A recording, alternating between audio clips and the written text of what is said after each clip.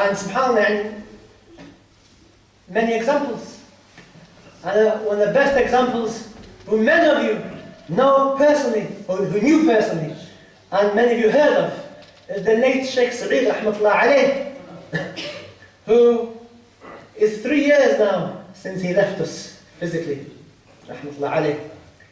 And if you want to know about rahmah, then this is a man who, from top to toe, was full of rahmah. All you have to do is speak to the people who knew him. And I only knew him for 6 months. But from what I saw, this is a man who was rahmah. Rahmah lil alameen, like our Prophet was sallallahu alayhi wa sallam, for the Muslim and for the non-Muslim. And we find a beautiful example of his rahmah that he himself, rahmatullah alayhi, told me, and some of his family told me as well, that one day he was in the toilet, rahmatullah alayhi, he was seeing to his needs, and there were some people talking, criticizing him. And he just waited, and he waited, and he waited until they left, and he waited, and he waited again, until he knew that they moved away completely, and he came out. Did his wudu, and he came out. Afterwards, these same people who were criticizing him, they came up to him, Salaam alaikum ya Shaykh, Salaam alaikum ya Shaykh. What's his response? What's his response? What's in his heart? Because Allah is looking towards the heart. And he's the Imam. He was the Imam. And the Imam has to be wasi'. And he just smiled at them and greeted them, knowing full well that they were backbiting him. And this is nothing new. That they backbited the Prophet, they backbited Allah.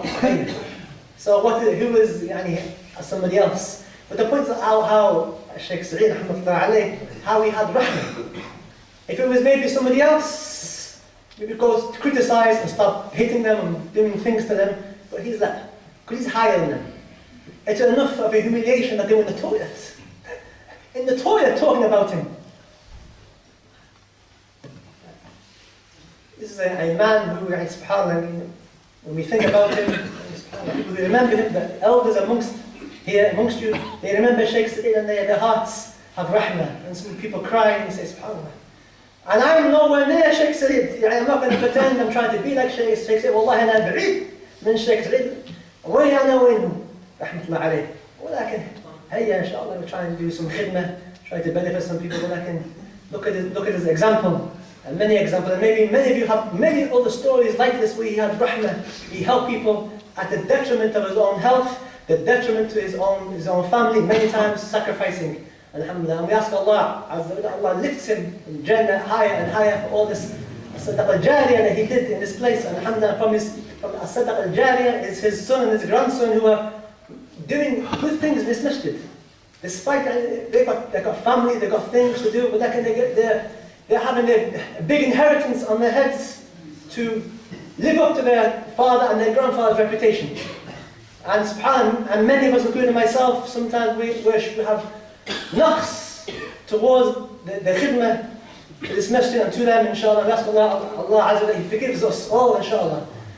ولكن لا إله إلا الله محمد رسول الله صلى الله عليه وعلى آله وصحبه وسلم. Tomorrow, inshallah ta'ala, we're going to have a remembrance for him. MashaAllah, approximately more than 30 people are coming from around the UK tomorrow to read some Quran and do some dhikr and to donate the reward to him, as is the way of Ahlul Sunnah wal Jama'ah from the east to the west, inshallah ta'ala, after Dhuhr, inshallah. So we request everybody who's free to come, inshallah, do some dhikr, to read some Quran, and to hear something of who this man was, so that we can beat people like him. I mean, Allah make more people like him, inshallah ta'ala. And as a final, inshallah, there's two things I'm trying to mention, inshallah. Tomorrow there's a march from Clare Gardens to City Hall against racism, and many people, Muslims and non-Muslims, are going to be marching against the rise of racism in the East and the West and in many countries. And now Muslims are feeling some discrimination. Immigration laws now making it very difficult now for people to move around, and there's a lot of focus on people, on Muslims specifically, inshallah. So they're going to march. Muslims and non-Muslims are going to march, those who are free want to attend and show that Muslims, we care and we're concerned what's happening around the world in Europe and these elections, bringing these people who are anti-Muslim, inshallah. And finally,